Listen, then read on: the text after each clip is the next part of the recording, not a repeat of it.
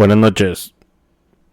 A ver, por ahí me aparecen como 6 personas conectadas. Es bien noche por acá, son como las 2:32 AM. Creo que estoy adelantado por una hora. Hace ya días que quiero hacer un en vivo, pero siempre lo dejo para luego. Y bueno, aquí estoy. Justo con esta imagen. Vamos a ver algunas cosillas por ahí relacionadas a Tartaria. Por ejemplo, esta imagen viene de diferentes periódicos: el Washington Union, el Washington Distrito de Columbia. Viene por ahí del 13 de febrero de 1849, en la página número 3. Este pequeño recorte, déjenme se los leo. Anna Bishop. Como saben, hay mapas que ponen una nación llamada Tartaria justo a un lado de Rusia. Y de hecho en algún momento parece que Rusia es parte de Tartaria. Rusia es la Moscovia tártara.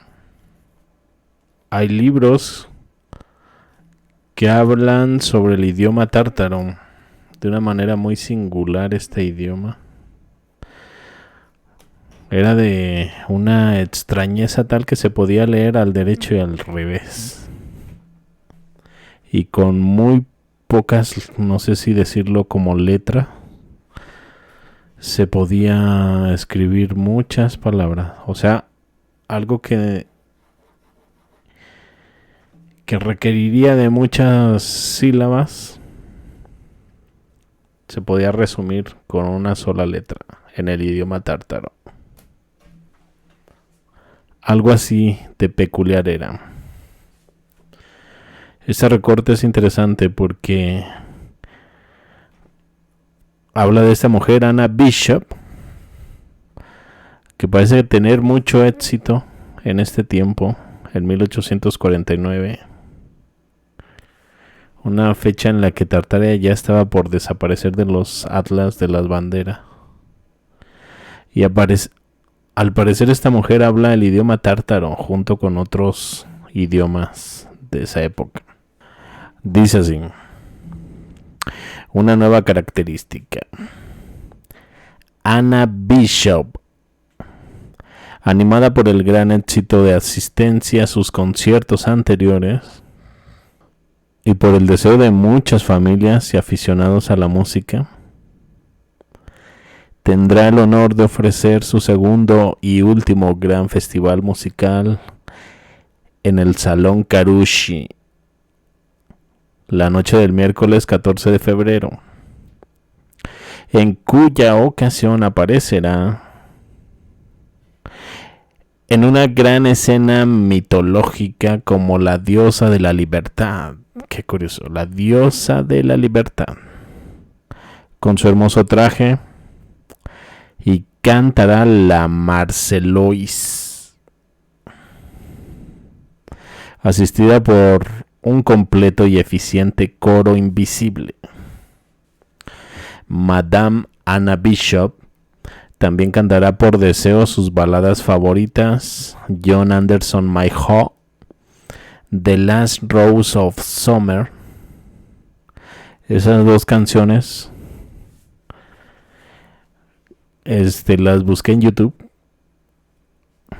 y se las compartí por ahí en el chat, por si luego les quieren echar un ojo. Imagínense a Anna Bishop interpretando estas canciones. Los enlaces están al principio del chat. Escogí por ahí algunos cuantos videos. Bueno, ella iba a presentar sus baladas favoritas: John Anderson My Heart, The Last Rose of Summer. El entretenimiento comenzará con sus célebres escenas musicales fantásticas de circunstancias, tituladas Las Sforgato, en las que Madame Anna Bishop mantendrá 7 personajes distintos con el traje apropiado y cantará en 6 idiomas diferentes, a saber, ruso, alemán, inglés, francés y tartario, y el italiano. Interesante el tartario, que comprenden las joyas más brillantes de las óperas populares. Por cierto, uno de los videos de algunas de las intérpretes canta en ópera una de estas canciones. Creo que era de Last Rose. El señor Boscha, arpista de la Reina de Inglaterra y ex director de la Opera House italiana de Su Majestad en Londres y de San Carlos en Nápoles, interpretará con arpa, con doble acción y bajos metálicos 3 de sus piezas favoritas. ¿Qué les parece una mujer hablando tartariano?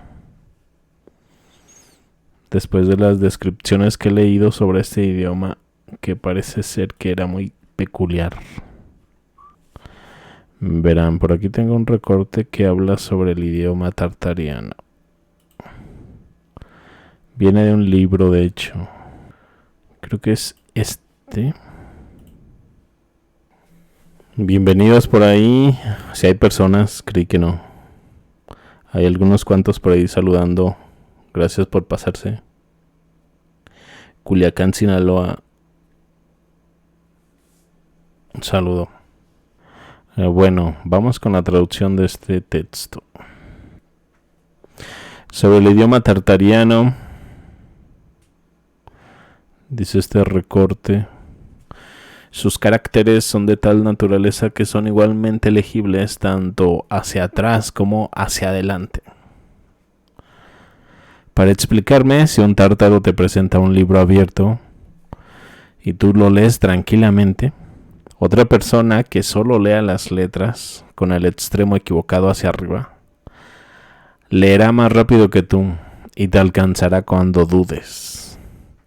Por lo tanto, es imposible escribir algo en lengua tártara, excepto aquellos en la sala de la fama que están de algún modo a la vista de la escritura. Pueden pasarte por alto, y especialmente si tus personajes son grandes. A pesar de todo esto, no hay tártaro que no prefiera su lengua materna a todas las demás y la considere la más bella y copiosa del mundo. Es la debilidad general de la humanidad. Cada uno tiene una buena opinión de sí mismo, de su país y de su lengua. Y con la pretensión de que ninguna otra nación ostenta las famas de ventajas. Bueno, como su país, ¿no? Y sin embargo, tilda a todos iguales con el nombre de bárbaros. No entendí esa parte. Están muy orgullosos de su país y de su lengua, y con una pretensión de que ninguna otra nación ostenta tal fama, ya. Y sin embargo se los tilda a todos, me imagino que se refieren a los tártaros, se los tilda a todos con el nombre de bárbaros. El padre Parrenin, a quien agradezco estas observaciones sobre la lengua tártara, tuvo no pocos problemas para eliminar este prejuicio de la mente del hijo mayor del emperador. Este príncipe, que entonces tenía unos 35 años de edad, imaginó que era imposible traducir incluso las palabras de su lengua nativa. Mira, mucho menos la majestad de su estilo, a cualquiera de nuestras lenguas bárbaras. Porque por falta de conocimiento llamó a todas las lenguas europeas, me imagino que de esa forma, como bárbaras. Por lo tanto, desafiando a hacer una prueba para su satisfacción, me ordenó, dice el padre Parrenin, que esperara.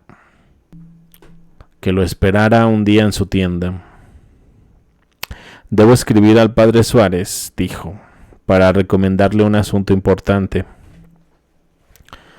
Pero como no entiende la lengua tartariana, le dictaré lo que tengo que hacer y usted me lo traducirá al latín.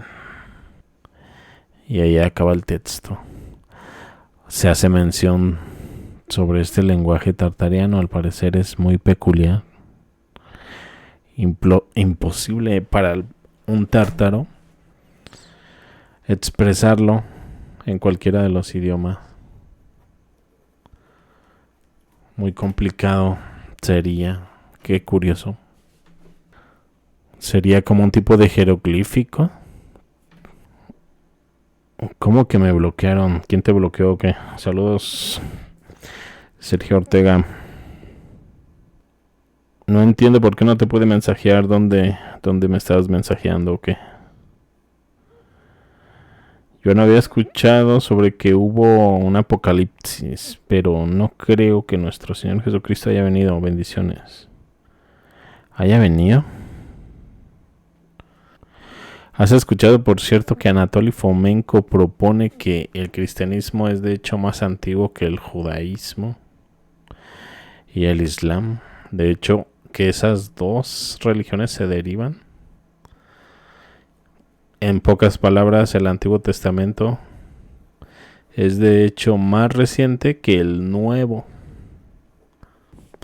Bueno, se supone, según algunos libros, que la genealogía de los tártaros viene desde Genghis Khan. Tengo por aquí una imagen del árbol genealógico. Bueno, por ahí se ve Genghis Khan y sus hijos, que luego se dividen todo el enorme territorio en estados independientes, como tipo hordas. Por ahí se ve Batu Khan. Sagatay es un kanato muy importante por ahí en el Caspio.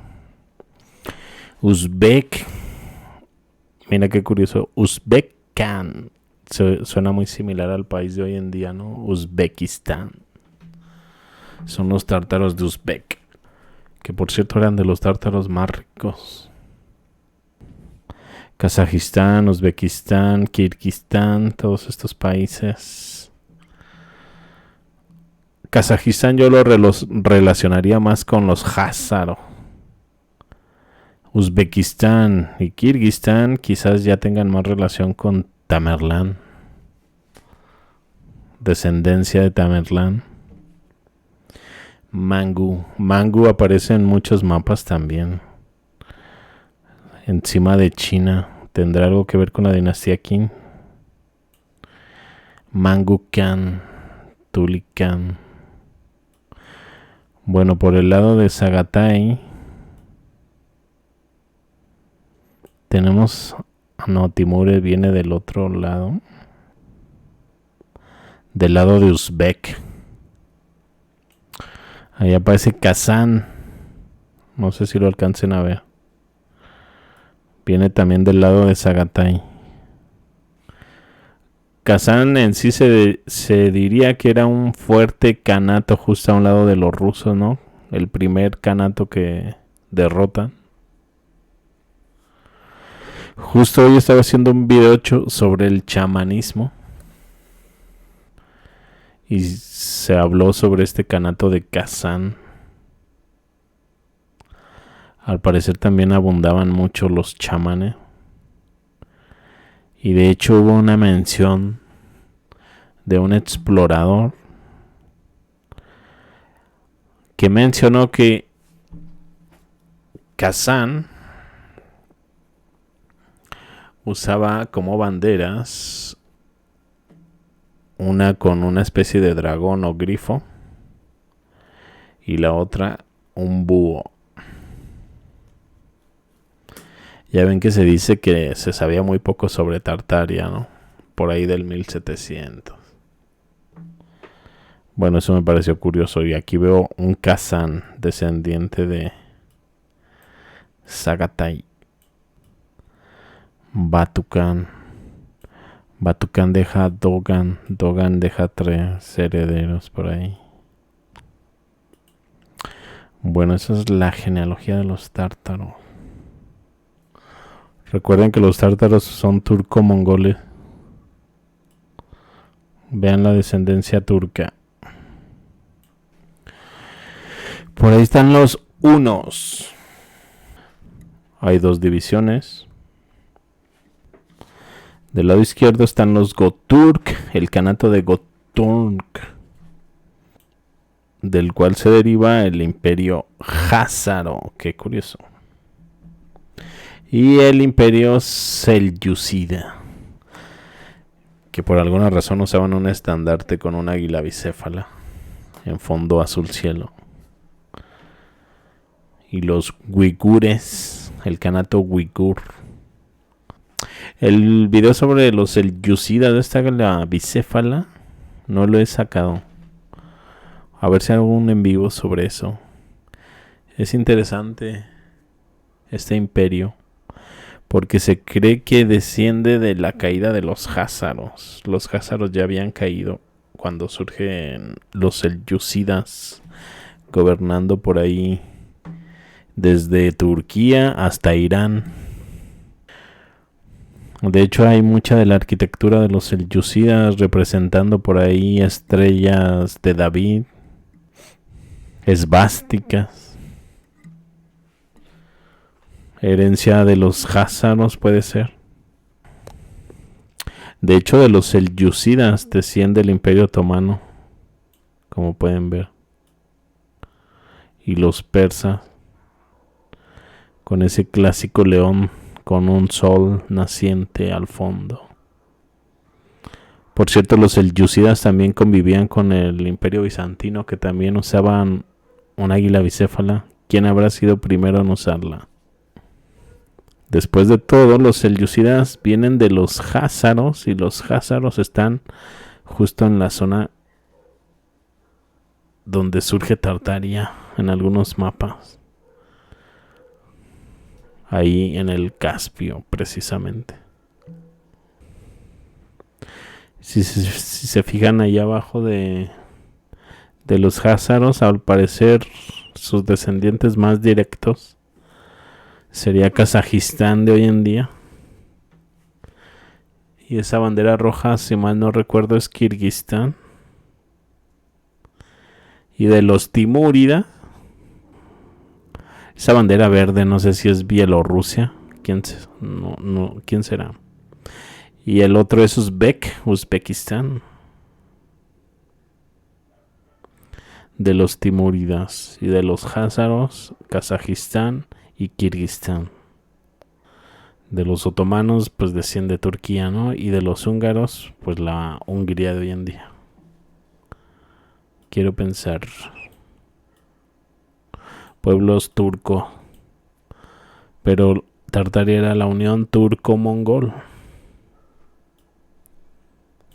Los házaros eran de religión judía, por cierto. Eso no lo dije.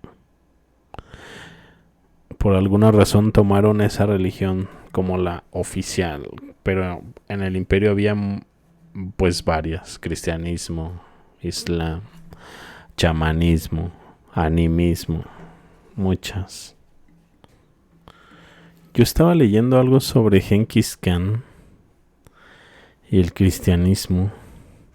De hecho, ya tengo por ahí el video sobre las 12 tribus. Las 10 tribus perdidas de Israel en Tartaria. Déjenme les paso el video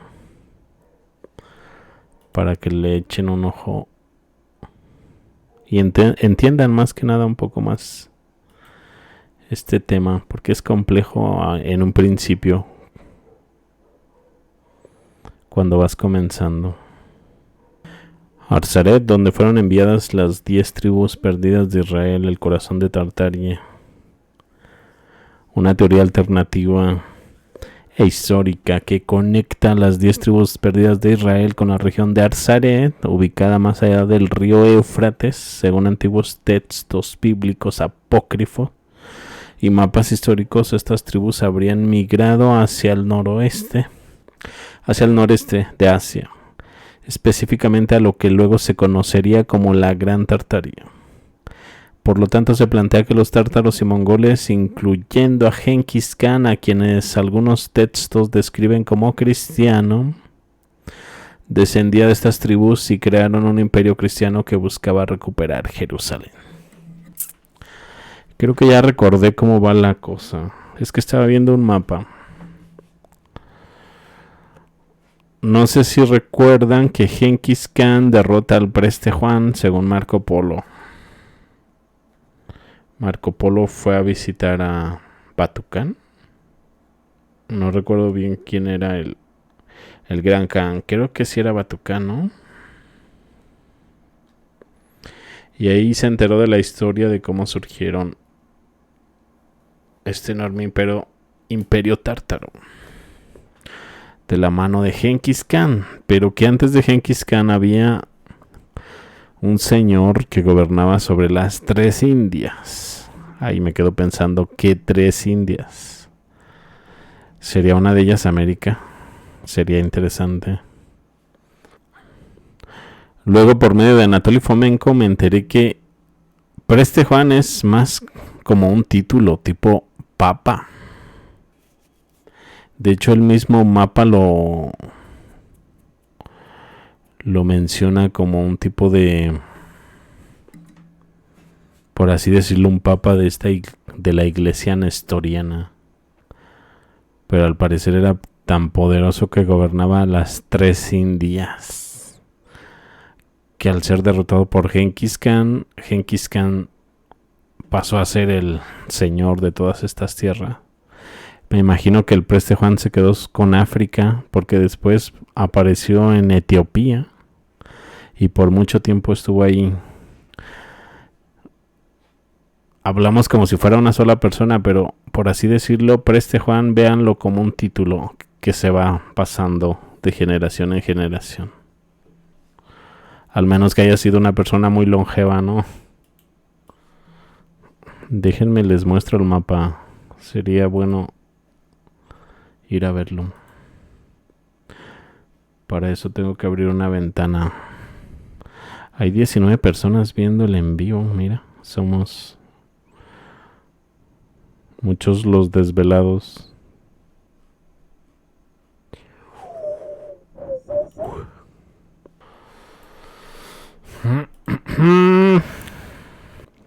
Mapa raro del mundo antiguo.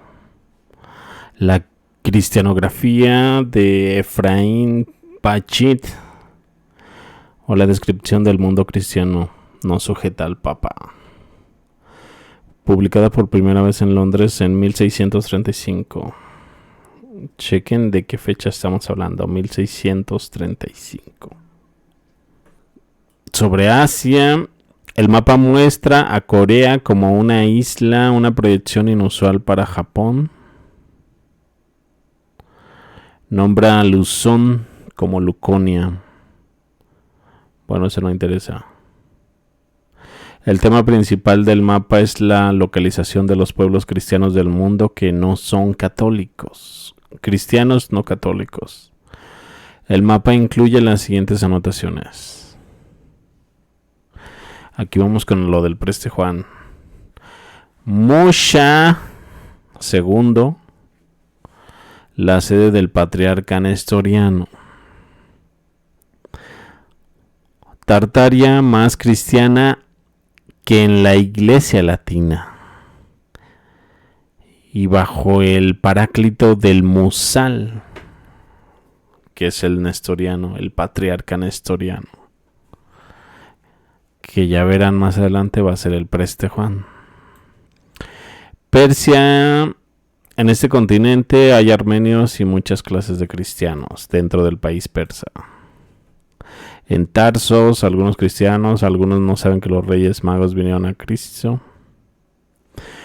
Y aquí entramos a Etiopía, los cristianos abisinios bajo el preste Juan.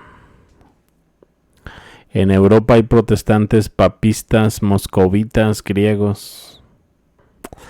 África, en Etiopía, los cristianos abisinios bajo el preste Juan. Es lo que les mencionaba. al Genghis Khan derrotar al Preste Juan. Por eso hay muchas suposiciones de que mucha de la gente de Genghis Khan eran cristianos. Al parecer, esto fue mucho antes de que Genghis Khan lograra ese enorme territorio. Italia papal. Francia papistas, o sea católicos, ¿no? España papista. Patriarca de Alejandría en Egipto. Cristianos en Marruecos. Cristianos en Kazán. Circasianos cristianos. En Astracán también. Toda esta es la zona de Hazaria. Sí hay pueblos cristianos ahí dentro de Persia. Tarsos. Según el libro de Marco Polo, de aquí venían los 3 reyes magos de Tarsus. Muchos mapas sitúan a Tarsus al norte de la India. ¿Qué país sería hoy en día? ¿El Tíbet? Concuerda mucho con el Tíbet. Puede ser. O quizás parte de la Tartaria independiente. Algunos cristianos en China. No recuerdo dónde leí un pedazo de texto relacionado a esto. Qué mal que no se me viene a la mente. Y esta es la zona de Genghis Khan.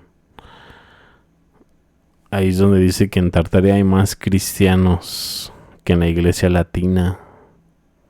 Porque de hecho el Preste Juan es un título para un monarca cristiano.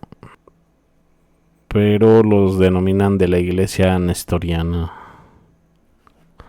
De hecho, por ahí en el libro de Marco Polo hay algunos relatos de milagros relacionados a los cristianos. ¿Tienes 3 canales? Tengo 3 canales. Bueno, acabo de hacerlos para dividir temas. Por ahí está paralelismos culturales, para dividir lo que es la simbología similar,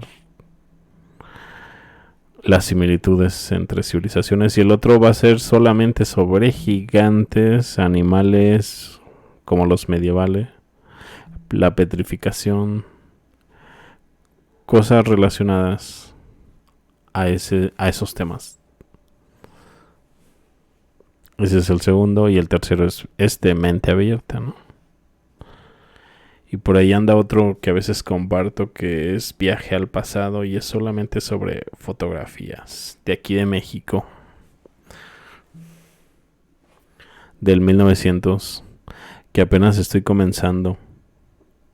Estoy haciendo por ahí mi biblioteca de fotografías de algunos cuantos estados de la República, para tener por ahí mi material para en un futuro tener de dónde tomar fotografías para futuros temas.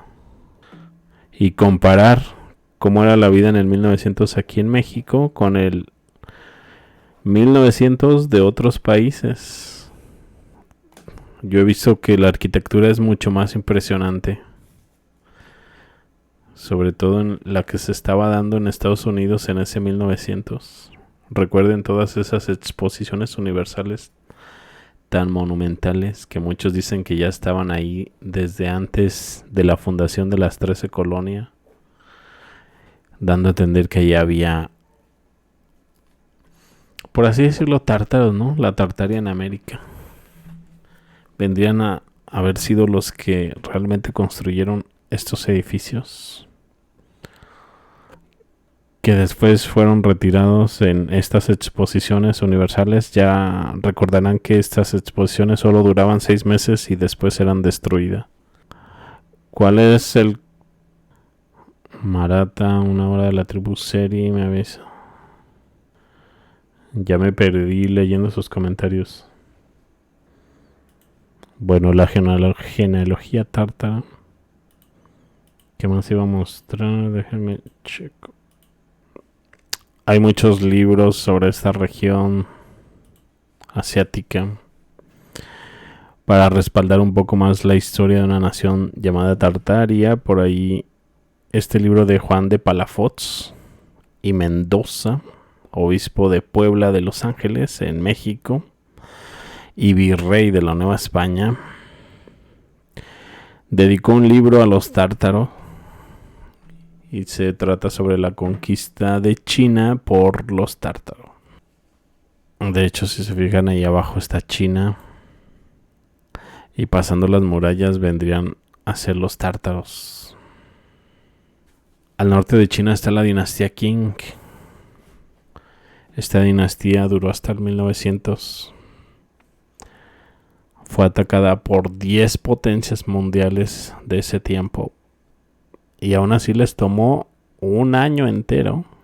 10 naciones, potencias mundiales contra un país, que era la dinastía Qing. Dinastía Qing tártara, y en los atlas de las naciones aparece como el imperio chino con una bandera que es un dragón en fondo amarillo. No sé si será un dragón o un grifo, muchos dicen que es un grifo. Este es uno de esos atlas de las naciones.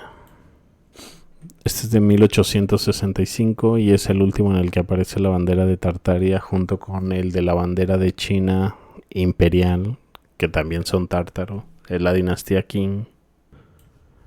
Aquí ya no tienen la bandera del búho los tártaros, quizás por el territorio que perdieron en Siberia. Este mapa tiene cosillas interesantes de este lado. Chequen este mapa. Dice que los romanos católicos es en rojo, protestantes en azul, maometanos en amarillo. Coincide con el hoy en día también. Católicos solo desde México hacia abajo y en Europa. Y por allá en Filipinas se ve algo de rojo. Los azules son protestantes. Los verdes son ortodoxos, por así decirlo. Y Herten, no sé si se referirá a que son paganos, algo así. Todo lo demás, que es Norteamérica, casi toda Asia, el sur de África. Pero ese no era lo que quería mostrar. La población de Asia. En Siberia hay 5 millones de habitantes. Es mucho. La China imperial, que es la dinastía Qing, tiene 4.880.000 habitantes. No, perdón, estaba leyendo el área de territorio. No, la población de Siberia son 7 millones. Pero la China imperial, dinastía Qing, tiene 400 millones de habitantes. Brutal. Indias del Este, 171 millones. Farther India. No sé qué significa farther. 15 millones de habitantes. El archipiélago indio, 80 millones de habitantes. Japón, 35 millones de habitantes. Tartaria, 8 millones de habitantes. Aquí, donde dice Tartaria, recuerden que es del año de 1865. Tartaria ya ni siquiera existe como una sola nación que abarca todo Asia. Aquí ya está dividida. Por eso aparece Siberia separada. Aparece la China imperial separada. Y esta Tartaria vendría a ser la Tartaria independiente, la que está cerca del mar Caspio. 8 millones. China siempre con tanta población, ¿no? Persia, 13 millones. Afganistán, mira, ya aparece Afganistán. 4 millones. Beluchistán, 2 millones. Arabia, 5 millones. Turquía asiática, 15 millones. Razas. Las caucásicas en rojo. Pues no sé qué tanto, porque etíopes, un rojo un poco más tirando a rosa. Todo el centro de África. Me imagino que por lo de... Ah, no, es que el norte de África es un poco más caucásico. Y todo el centro de África vendría a ser etíopes. Como si fuese un tipo de raza. El etíope para toda África. Mongoles en amarillo. Teniendo en cuenta que había mucho ruso en California, no dudo que ese amarillo debería haber bajado hasta California. Americanos en verde, que son los naturales, para 1865. Malayos en azul. Madagascar.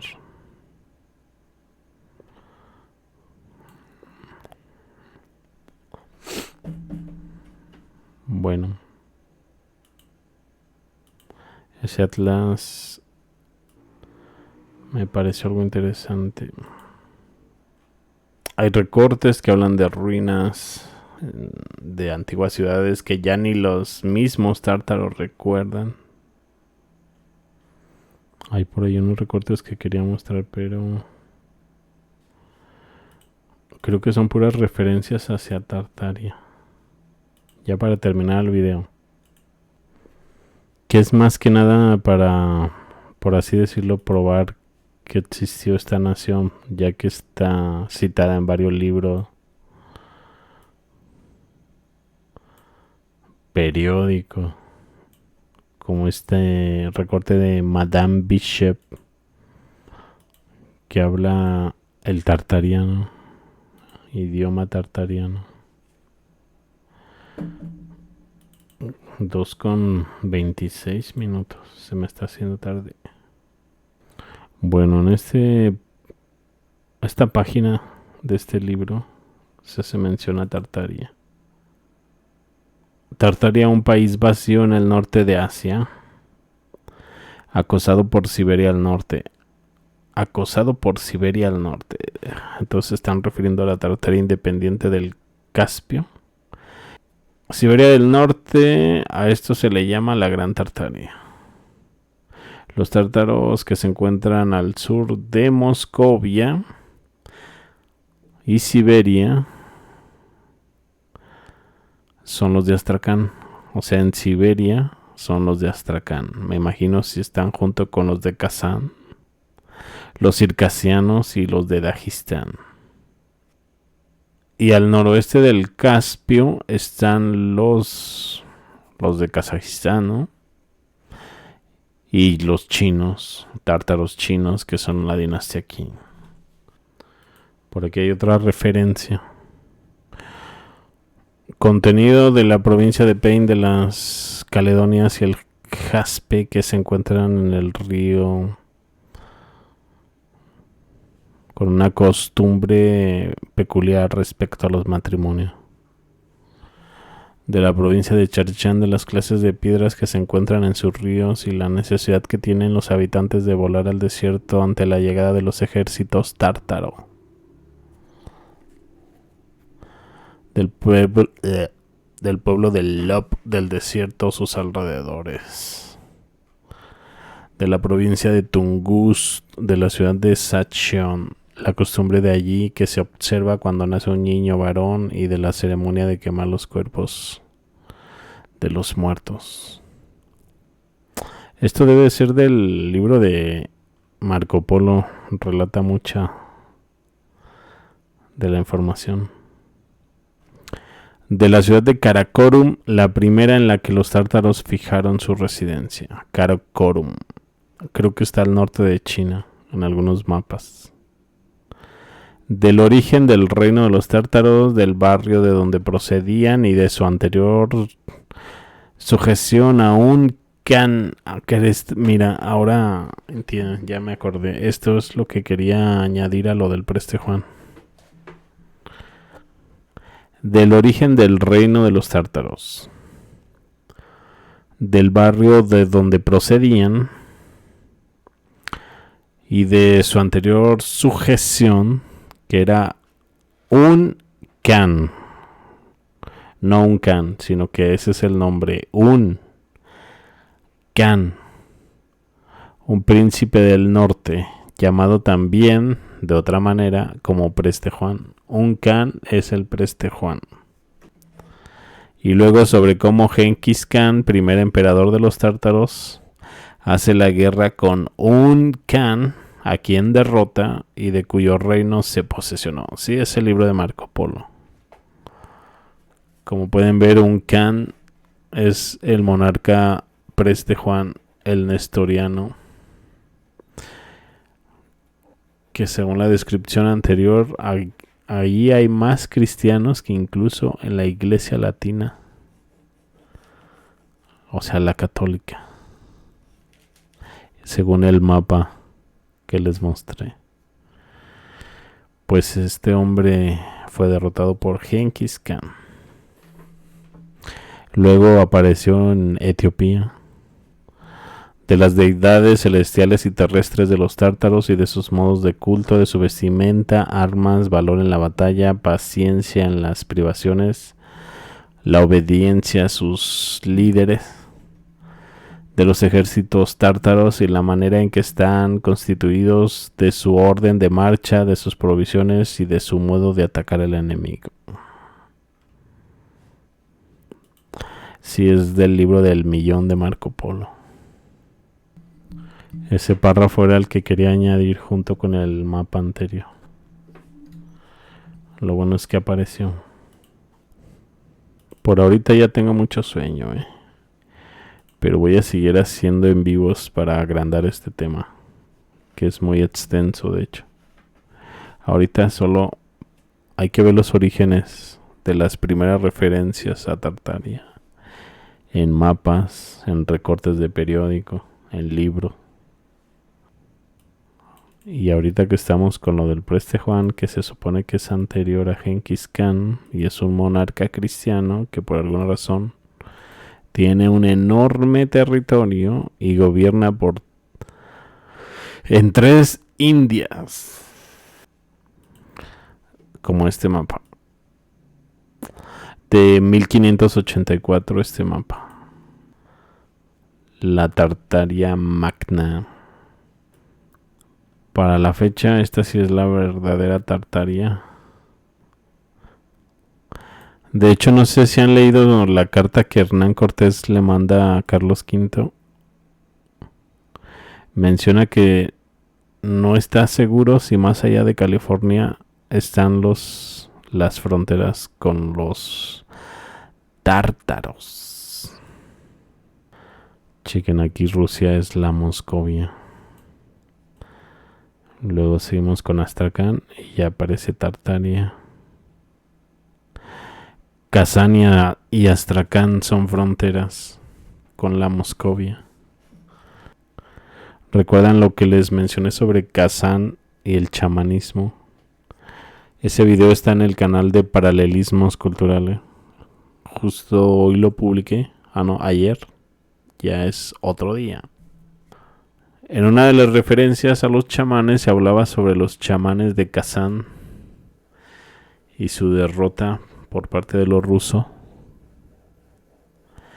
Y se hablaba de un explorador que estuvo en Kazán, y como en esos tiempos no se sabía mucho sobre la región de Tartaria, bueno, al menos es lo que se menciona en los libros, él notó que se abanderaban por medio de una bandera con un dragón en un fondo amarillo, bueno, dragón o grifo, algo parecido, y en la otra bandera era un búho, que ya les he mostrado esa bandera en muchos otros videos. Bueno, aquí en este mapa se ve que Kazán está todavía en frontera con Moscovia. Ahí se ven algunas hordas más al norte. Barku. Recuerdo que yo tenía este mapa traducido al español. Ya tenía todos estos párrafos traducidos. Lo voy a buscar. No sé si lo tenga publicado. Kazajistán es Turquestán. Los tunguses. Ahí está el Gran Khan en esa tienda. Ahí está la región de Arzaret, donde fueron enviadas las 10 tribus de Israel. Abajo está Argón. La descripción de Sargón se menciona que fue una ciudad fundada por el apóstol Tomás,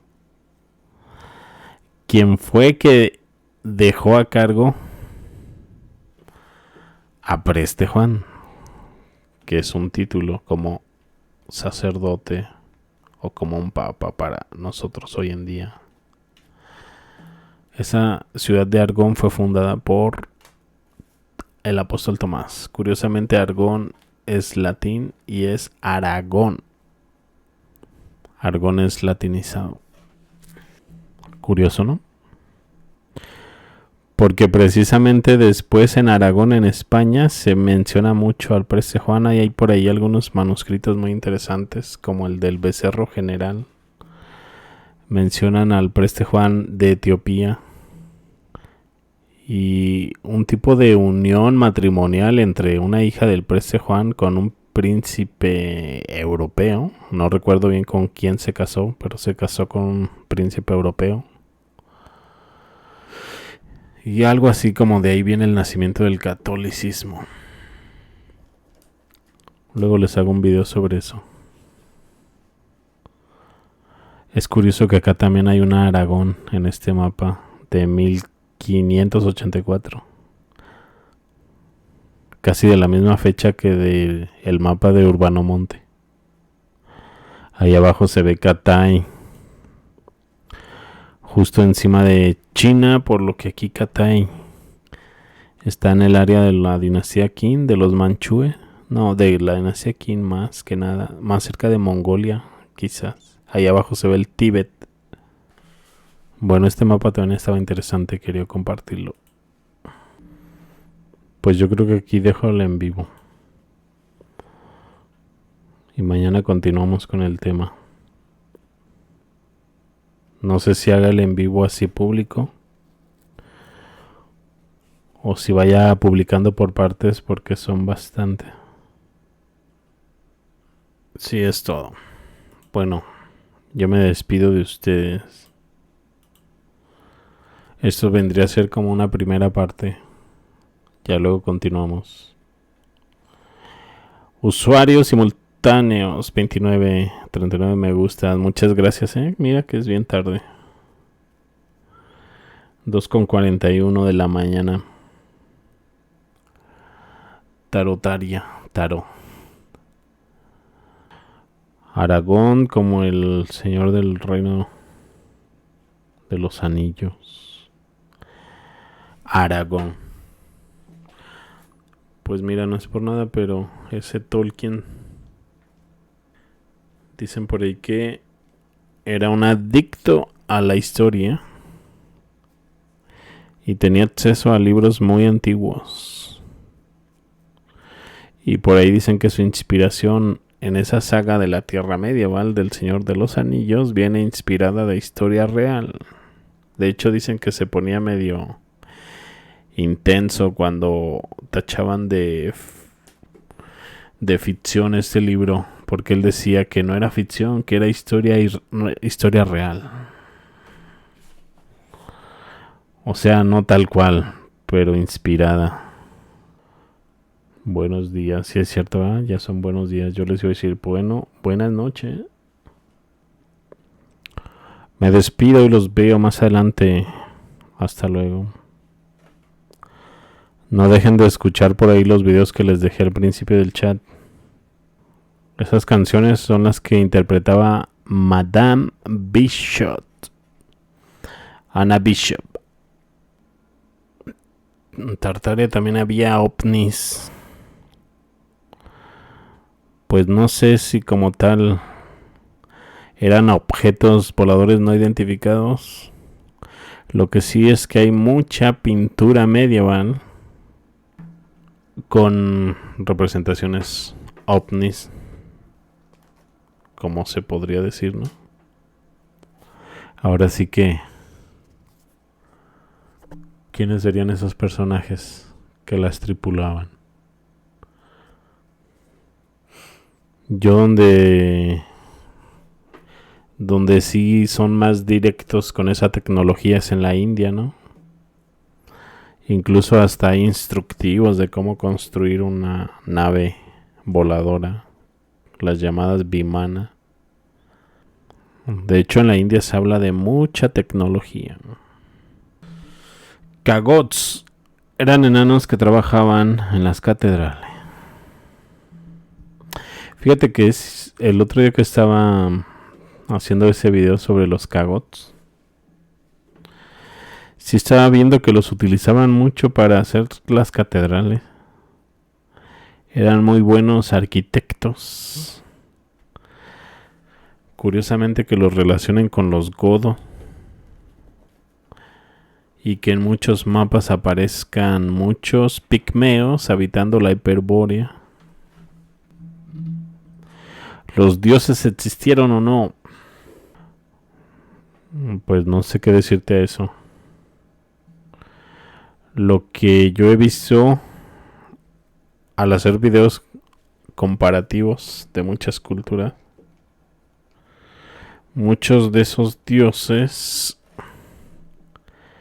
que en América, por ejemplo, ahí está Quetzalcóatl, Huitzilopochtli, son muy similares a los de la India. Estos personajes de color azul, que en el mundo islámico son conocidos como los genios, que en el mundo europeo son como los demonios, son sus prototipos. Los griegos las conocían como las gorgonas, como seres protectores. Ahí está en Egipto el dios pez, era otro genio. Tienen cualidades muy similares.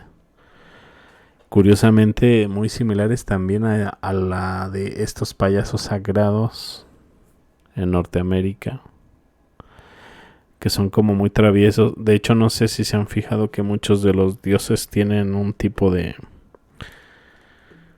carácter juguetón, burlesco, embaucadores, mentirosos, cosas así. Para eso sería bueno que se envuelvan más en ese tema de los payasos sagrados, titulado Los Nephilim. Tenían un parecido muy cercano al de los payasos de hoy en día. Ya saben, pelirrojo, cara blanca, cara pálida, nariz roja. Por ahí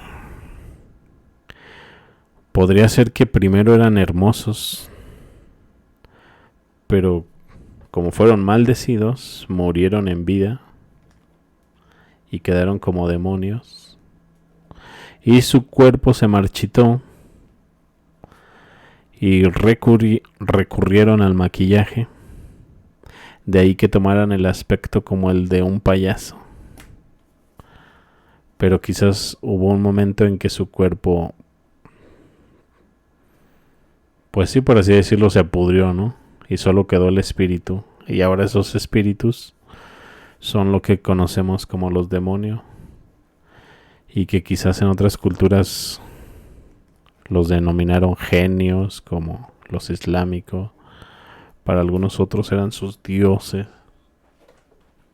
Eso es lo que yo he averiguado en cuanto a dioses. Todas las culturas, muchos de estos dioses tienen rasgos muy similares. Aviéntense toda esta saga de videos de los payasos sagrados, para que estén al pendiente de este canal de paralelismos culturales. Ahí es donde voy a estar sacando esa saga. De hecho, ahí muestro muchas figuras de diferentes culturas que son muy parecidas. Ahora sí me despido y los veo más adelante con más información. Hasta luego. En cuanto acabe la música cierro. Gracias a quienes se pasaron a ver el en vivo.